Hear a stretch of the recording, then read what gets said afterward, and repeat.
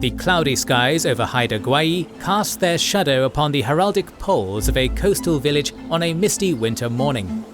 A squadron of war canoes approaches the shore, crests of killer whales, wolves and grizzlies painted on their hulls.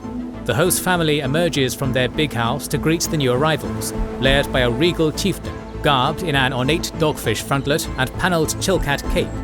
Over the next few weeks, their guests will be lavished with mountains of food, piles of treasure, and an unforgettable audio-visual experience as performers in dazzling regalia assert the histories and privileges of their lineages through sacred song and dance.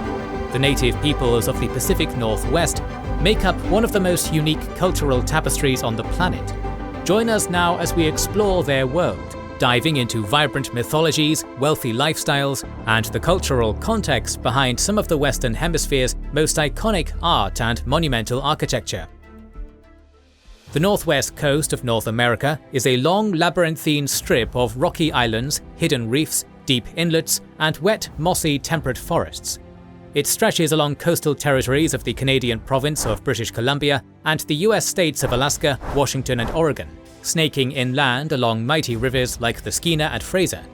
The Pacific Northwest is one of the most linguistically diverse regions on Earth. Unlike in the Great Prairies and Eastern Woodlands, where dialects of Cree and Ojibwe spread far and wide over endless plains or gentle hills, the linguistic map of the Pacific is a tightly clustered quiltwork of small isolated linguistic zones, nestled between high mountains and wide rivers. Some of the cultural groups in this region include the Coast Salish and Chinookan communities of the south, the Wakashan peoples of the central coast, and the Haida and Tlingit of the north.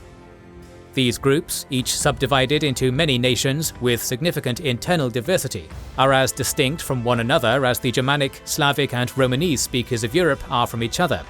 Therefore, we ask our audience to remember that trying to make a 20-minute video summarizing the culture of the Pacific Northwest is like trying to summarize places as vast as Europe or East Asia in an equally short time. From the mists of antiquity to the present day, coastal First Nations lived mostly in villages composed of massive longhouses facing the sea, each one a manorial estate which housed a large family network that could sometimes number in the low hundreds. These longhouses were often fronted by ornately carved totem poles, perhaps the single most iconic man-made monuments of the Northwest Shore. Through the depiction of various animals, spirit creatures, human ancestors, and shapeshifters, each totem pole tells a unique story, and in so doing, represents the inherited privileges and rank of the family they belong to. It should be noted that totem poles are localized to the nations of the central and northern coasts. The Salish peoples of the south practiced a more private form of expression, with art that faced inward rather than outward. Like the Triumphal Arch of Constantine or the Pyramids of Giza, monumental architecture in this part of the world was used by esteemed persons to command respect through shock and awe, for in these bustling villages, status and lineage was as Byzantine as among the royal dynasties of Europe. Generally, coastal nations were divided into lineage groups, each of which entitled its members to a range of economic resources, such as fishing, hunting, and foraging grounds. Hierarchy within these clans was rigid, divided between nobles, commoners, and slaves. Political decentralization was extreme. There were no empires, kingdoms, or confederacies on the Pacific coast. Every individual village was essentially its own independent polity, and even within those, each individual longhouse handled its own affairs. The nations of the Northwest were seafarers, adventuring hundreds of miles up and down the coast in huge dugout canoes. With most villages clustered along the water's edge, the Pacific Ocean was a maritime highway facilitating vibrant cross-cultural activity. Warfare was also frequent. Blood was shed for many reasons, such as disputes over land and titles or avenging perceived insults between families. The Haida people were particularly ferocious raiders, and the sight of their painted war canoes cruising down the mouth of the Fraser evoked a similar sense of dread upon Salish fishermen as the sight of Norse longboats off the coast of Northumbria did upon Anglo-Saxon farmers. Alongside their Tlingit neighbours, the Haida were some of the most heavily armoured soldiers in North America. Girded with knives and war clubs, they encased themselves in helmets, gorgets and breastplates made of wood and reinforced with thick sea lion hides. One of the primary objectives of coastal raids was to capture slaves, for slavery was an institutionalized feature of the native Northwest, and owning many slaves was a universal symbol of power and prestige. For thousands of years, coastal northwestern First Nations were among the wealthiest people in the world. The reason for this was the biosphere they inhabited. The Pacific temperate rainforest is one of the lushest places on Earth. In sheer biomass of living and decaying material, such as trees, mosses, shrubs and soil, these soggy woodlands are more productive than any other ecosystem on the planet. Of the many tree species in the rainforest, the western red cedar was by far the most important.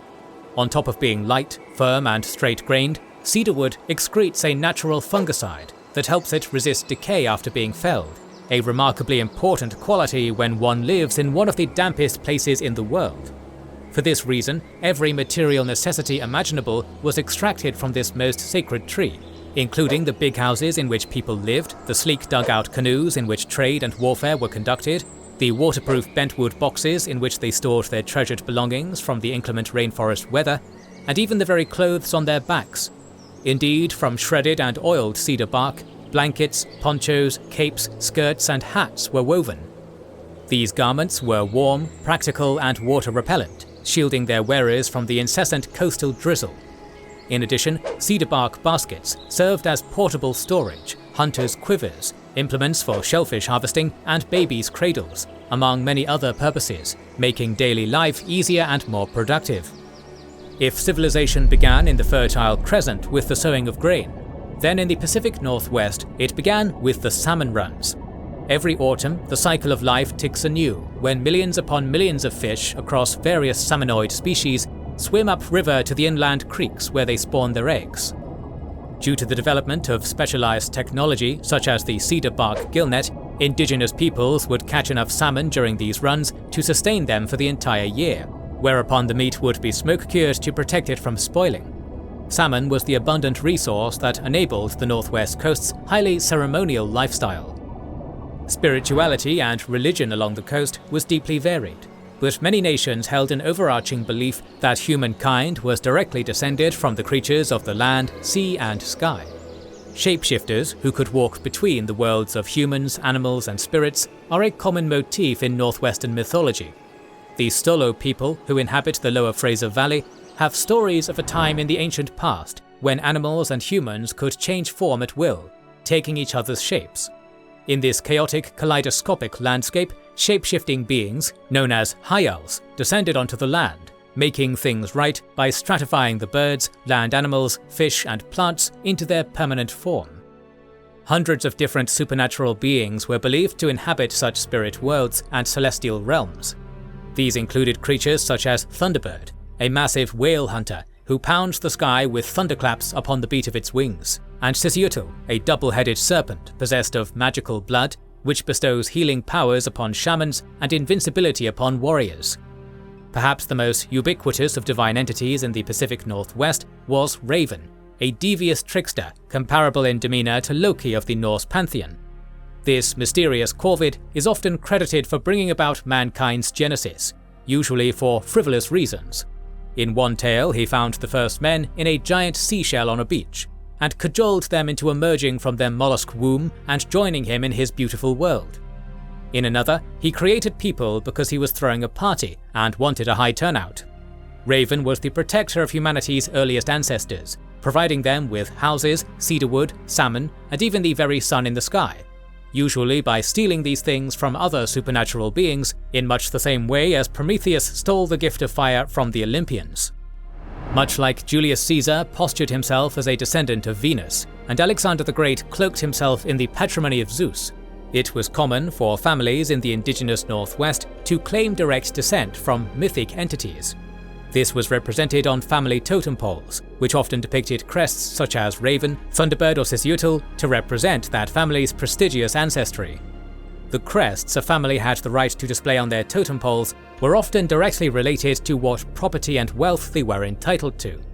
Clans could also claim the right to crests by defeating another clan in battle, and in so doing, claim the right to the defeated clan's patron animals and mythic beings. Everything we have explored so far all converges in the single most important pillar of life on the northwest coast, the potlatch. Occurring during the bleak winter months, the potlatch was an exceptionally lavish gift-giving ceremony, where politically important marriages were witnessed, memorials for the recently deceased were held, hereditary titles were passed down, debts were repaid, and noble families' privileges were confirmed. Potlatches operated on a simple core belief that one's status was not defined by how much wealth one could hoard, but by how much one could afford to give away. Held by a host family and attended by guests from all the surrounding villages, potlatches traditionally lasted for weeks on end. Throughout the festivities, the hosts brought out massive food stockpiles on king-sized feasting dishes carved in the likeness of their family crests. Guests were also bequeathed treasures such as cedar blankets, bentwood chests, rich furs, canoes, and copper accoutrements. The greater the total value of belongings the host could give away, the more honor and status their family would earn.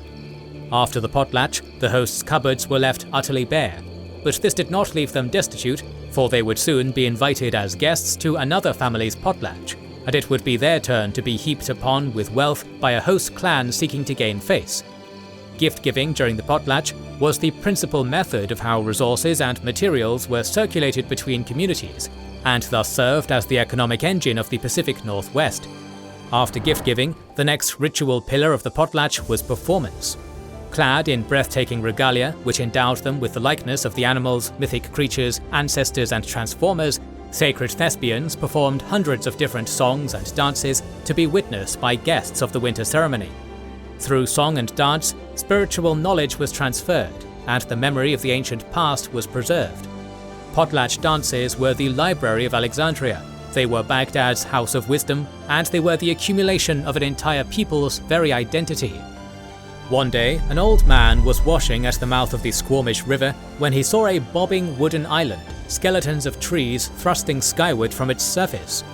He ran back to alert the men of his village, who got in their canoes and rowed out to investigate.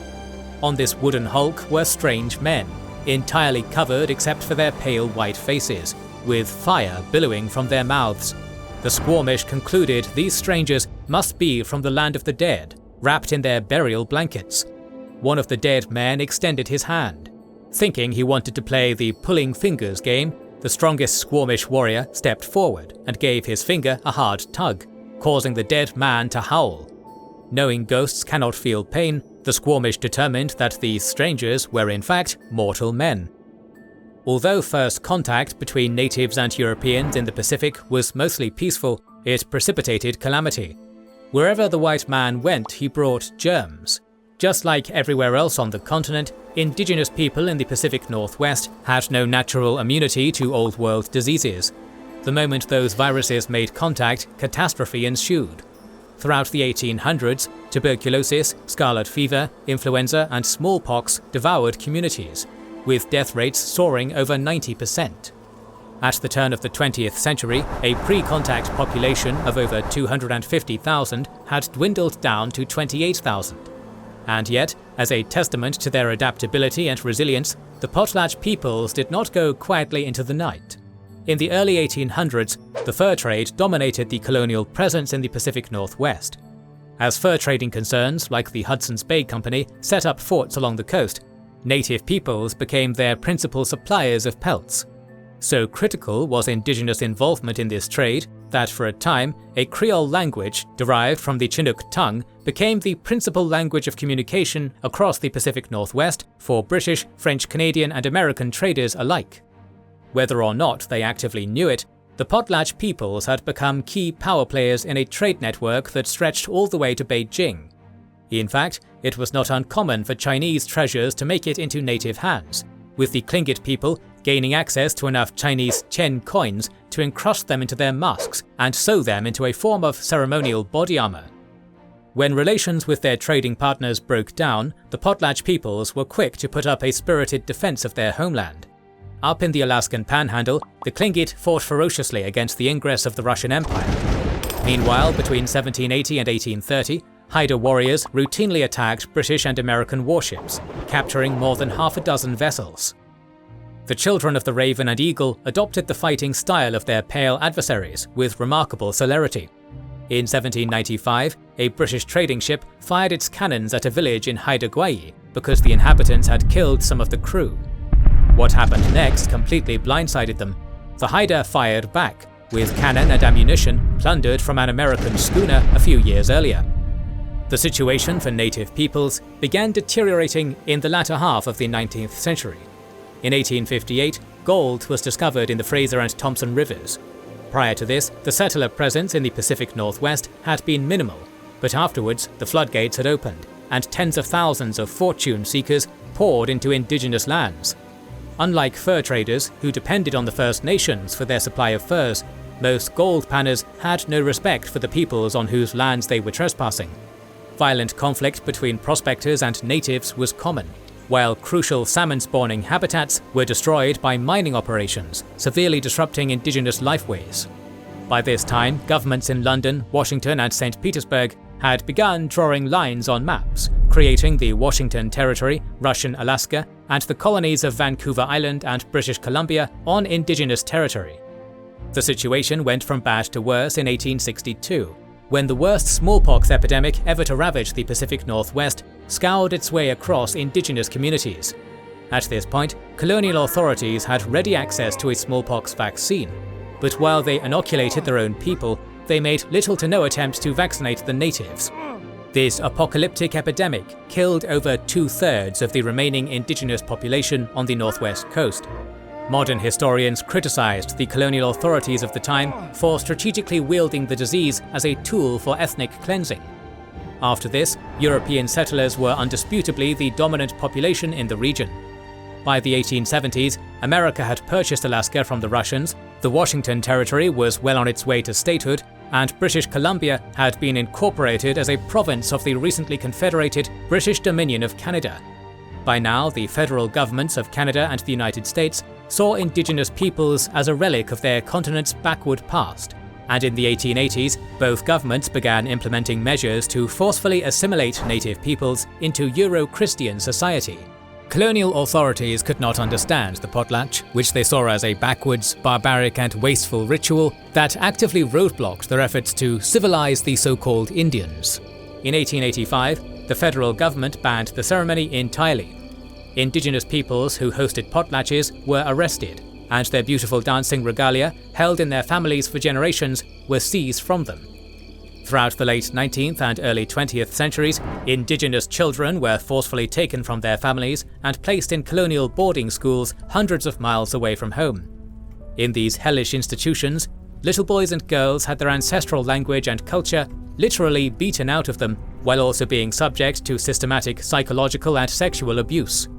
The Potlatch Ban was lifted in 1951, while the last Indian residential school closed in 1996.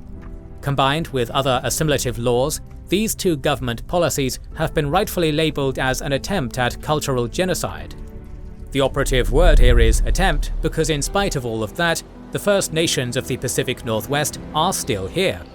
To this day, the Musqueam, Squamish, Tsleil-Waututh, Nisga'a, Tsimshian, Haida, and many others are still fighting for self-determination and recognition in their lands inhabited for thousands of years and never legally ceded to the governments of the United States and Canada. Although many of their languages are now critically endangered, programs are in place to revive them. And although untold cultural knowledge has been stolen, much has also survived, preserved quietly in elders' hearts through the darkest years, now to be embraced openly by a promising new generation of young artists, teachers and leaders. To this day, potlatches are still hosted along the coast and will continue to be in the years to come. To put it plainly, the indigenous peoples of the Pacific Northwest are here to stay, for they have inhabited the land for thousands of years and intend to keep inhabiting it for thousands more. This video is sponsored by our YouTube members and patrons, who get 2 exclusive videos weekly, not available anywhere else, for their kind support of our channel. You can join their ranks to watch more than 160 videos, including our series on the Pacific War, Punic Wars, Persian Wars, Spanish War of Succession, Russo-Japanese War, North African Campaign of World War II, History of Prussia, Italian Unification Wars, Risorgimento, Albigensian Crusades, and much more. Click the link in the description or pinned comment to get the exclusive videos, early access to all public videos, our schedule, wallpapers, access to a special Discord server where we're very active, and much more. Thanks for supporting us, we couldn't be doing it without your help.